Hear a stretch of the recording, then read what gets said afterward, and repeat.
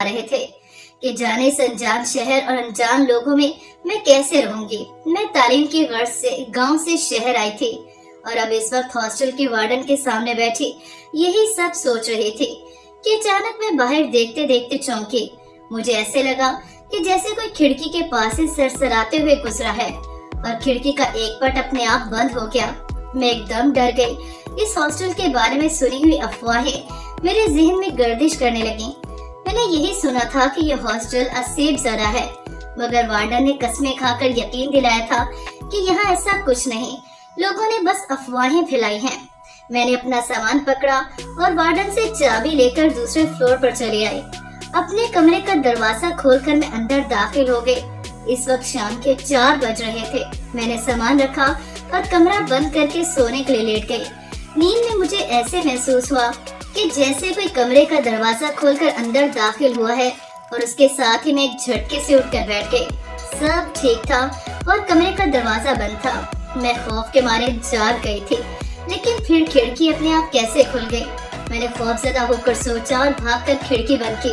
बाकी की सारी रात मेरी जागते हुए गुजरी। अगले दिन मैं कॉलेज जाने के लिए कमरे से बाहर निकली तो सब लड़कियां मुझे देखकर हैरान हो गईं।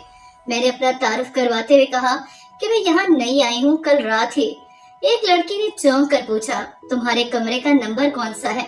मैंने कहा, कमरा नंबर 111 जो 2nd फ्लोर पर है।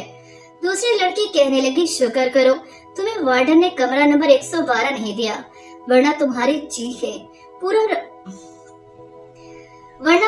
चीखें पूरी रात हॉस्टल में गूंजती रहती। मैंने घबरा कर पूछा, ऐसा क्या है इस कमरे में? एक लड़की कहने लगी, हमें भी ज्यादा नहीं पता, मगर बस इतना जानते हैं कि कमरा नंबर 112 पिछले 2 सालों से बंद है। सुना है वहाँ किसी लड़की ने खुदकुशी कर ली थी, इसलिए बाद में वो असेब ज़दा हो गया।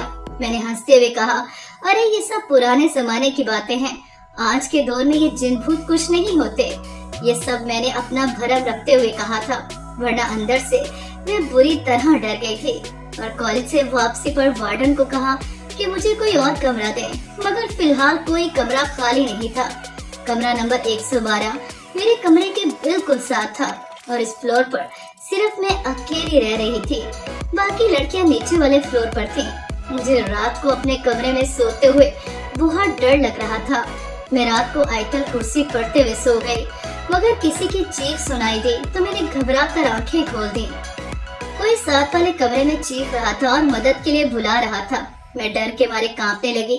कमरे से बाहर निकली तो देखा कि सारी लड़कियां नीचे इकट्ठी हो गई हैं। मैं भी भागकर नीचे जाने लगी, मगर एकदम ऐसे लगा जैसे किसी गैबी ताकत ने मुझे पकड़कर पीछे किया हो। वो गैबी ताकत मुझे जैसे इस कमरे की तरफ धकेल रही थी, जिसके बाहर ताला लगा हुआ था और उसके अंदर से अजीब खौफनाक आवाजें आ रही थीं। मैंने ऊंची आवाज से आयतल कुर्सी पढ़ी तो जैसे एकदम सब थम गया। मैं भागकर नीचे चली गई। एक लड़की कहने लगी, हर महीने की 13 तारीख को इस कमरे से ऐसी ही आवाजें आती हैं और बाकी पूरा महीना सुकून से गुजर जाता है। मैंने इस 13 तारीख का कनेक्शन पता लगाया तो मालूम हुआ कि जिस लड़की ने 2 साल पहले इस कमरे में खुदकुशी की थी, उस दिन 13 तारीख थी। मैं यूँ तो सैयदजादी थी, मगर मेरे असाब भी जवाब दे गए। वो आवाजें बहुत करबनाक थीं, ऐसे जैसे कोई बहुत अजियत से चीख रहा था। मैं शोर थम जाने के बाद अपने कमरे में गई तो मुझे हल्की हल्की सी आवाजें आने लगी। कोई मुझे मदद के लिए बुला रहा था। मेरे कान में कह रहा था, सैयदजादी मुझे मदद करो, मुझे आजाद करवाओ। मैं अपने दिल पर काबू पाकर वार्डन के पास गई और 112 नंबर कमरे की चाबी मांगी।